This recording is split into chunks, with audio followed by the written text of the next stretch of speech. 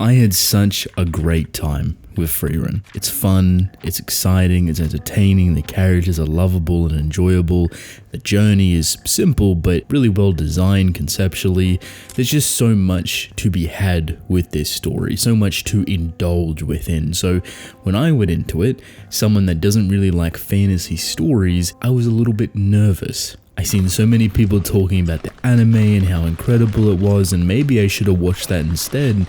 But I'm a manga person at heart. I read it, and I don't regret it. The anime does look fantastic. The clips that I've seen, the emotion, the range, the animation, the music, everything looks fantastic on that front, but the manga was just something else entirely. I did not expect that. Frieren is a very simple story. It's a journey. Specifically two. You start the story at the end of journey 1, and then you follow Frieren's second journey. It's traveling from point A to point B. It's not really that important, and more so just serves a purpose from getting from one destination to another with a length of time in between.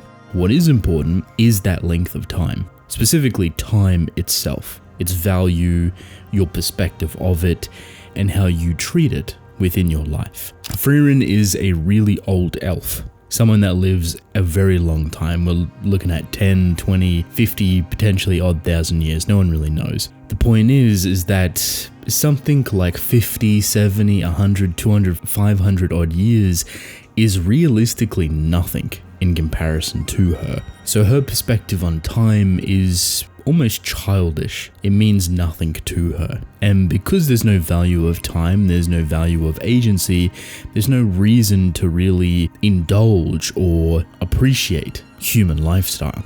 The end of her first party, which is where the story begins, is basically about that. A character that has never really been around people, that has no concept of time, that has no reason to befriend humans because they live what basically is a weekend to her, and the overall journey that she experiences with them. They leave behind a legacy for a lot of the nation to remember these people by, because they are a party that took down the Demon King. Unbeknownst to Frieren, that first journey pretty much set her on this path that you would never expect, that she would never expect, and she would start to change. She would start to evolve. Now, these are all things that are already there. They're starting to bellow up more and more and become consistent with her character, but it takes her a little bit more, a couple of extra steps to actually figure out what it means to her. So the second journey is where you see a lot of that self-reflection. And when I say a lot of reflection, I mean consistently. It's kind of the main point of the story. It's not the journey that they go on. It's not the destination that they're going to, even though it's kind of part of it. It's reflection. It's character growth. It's coming to understand what that first journey actually meant to her. Because she couldn't figure it out at the beginning. She couldn't understand it at the beginning. But over time, and time is the key word here, she starts to realize it more and more. The value it's worth, not only the journey and the experience that she gained, but the friendship, the companionship, the interactions and genuine compassion and love that she felt for this first group of people. I love how it's handled because it's so beautifully kind of intertwined with the core of her character. Every single chapter, she's changing and growing and figuring out something new about herself from her previous lives, if you will, to this new story that we're getting to experience. And I don't know if this is on purpose, but the way the story is told is very to the point. It doesn't dilly-dally. And I feel like it actually reflects kind of the lifestyle and time orientation that Frieren abides by. Let's say, for example, 3 chapters. They could stop within one town and stay there for 2 months, leave the town, and then go on their journey for another 3 months. In 3 chapters, you could potentially jump 6 months in time. It doesn't seem like it, you don't notice it visually, but I would like to believe that that is a direct reference and reflection of Frieren's lifestyle. You could argue, oh, it's just how the story is told, it's very simple, there's nothing unique about it, perfectly fine, but to me it kind of works in favor for Frieren, whether it's on purpose or not. You are single-handedly witnessing kind of how Frieren experiences her life. That 6 months is covered within 3 chapters, and it all seems so close to each other that you could barely see it. You blink your eyes and you're already onto the next adventure, the next town 2 years later. That is how Frieren directly witnesses the world. Time is nothing to her, so the companionship that she would have to make really has to sit well with her. And funny enough, it takes time for her to reflect that. It takes experience. So what I really love about her second journey is that she takes it slower. She changes her approach within the world and with certain characters. She has a new party, a new set of underlings. She has Fern, someone that she's very close to and kind of plays a motherly figure towards, something she never wanted to do, but it kind of fell into her lap. She has Stark, who's kind of like this meathead, axe-wielding, very strong individual, but also fun and playful with Fern as well. Their little trio makes a very entertaining journey because none of them are super serious, other than Fern, but the amount of respect and understanding that they have towards each other, the time that she takes for them, is incredibly different to what her first party was. Now, it's important to note that she reflects constantly on her first party, Himmel and the crew. And I mention Himmel specifically is because he is the one that has left a massive chunk of impact on her character. Stuff that she didn't understand back then, but over time she's starting to realize more and more about it. About him, about herself, about the feeling that was mutually there, but just never truly understood. I should probably mention that Frieren, being an elf, doesn't really have emotional connection to humans or people in general. The idea of love and compassion and this sensitivity surrounding it isn't really a thing. So when you see that explored within her second party, the more she reflects on Himmel, the more she reflects on her first party and the group of individuals that they were now that they've all passed. It's a sad but beautiful thing to witness, and I fully love that.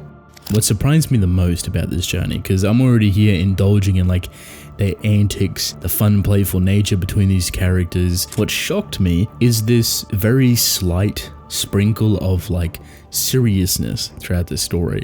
And it comes in the form of power, magic, what Frieren represents in the term of magic and mana. Without giving away spoilers, Frieren is incredibly strong. She's incredibly scary, and she knows how to utilize her magic and mana in a way that not a lot of people can. So when you see her use it, even though she's not entirely serious about it, there is situations where she switches her attitude.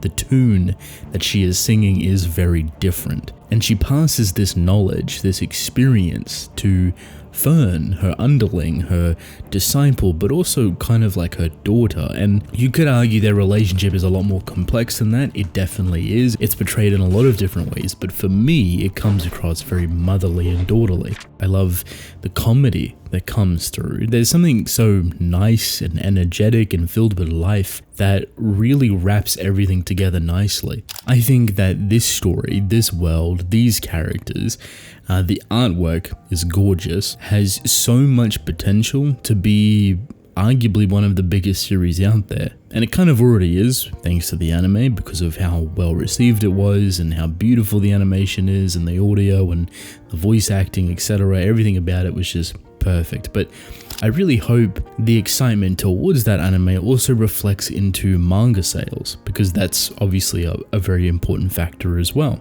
Even though the experience is different, I think there's enough variety and enough difference between those two that you should also experience the manga within its own front. Instead of choosing to do either or, maybe try to experience both. Going back to that idea of time and your perception of it when reading it. I don't know about anyone else, but it does make you feel oddly connected to Frieren and how she perceives time, and that's kind of a big thing. It is the moral of the story. Time is a curse, but it's also a blessing. If you have no control or concept over, it will just spiral into nothing. For someone that lives so long, that 100 years is kind of like a couple of days or a weekend to them, I would say that yourself has to create that construct, that meaning for time. And I think this is what Frieren really represents, that herself as a character is now creating the construct and meaning for that value of time. The meaning that she's giving it now is because of the first party experience and the leftover emotion that becomes lingering, and how that traverses over into its second journey as a point of reflection, and then it turns into growth. I love that approach. This story, this journey, these characters is a worthwhile experience, whether you're reading it or watching it. It's a simple and fun story, but it does have a lot of heart and a lot of soul. Welcome to the end of the video. If you made it this far, thank you. I appreciate it. Leave a like and subscribe, that'd be nice. Also, check out some of these videos here. The more you watch, the more YouTube recommends me, and that supports me. I love that, and you'll probably enjoy the video. Let me know how you feel about Frieren, and with that, I will see you all later.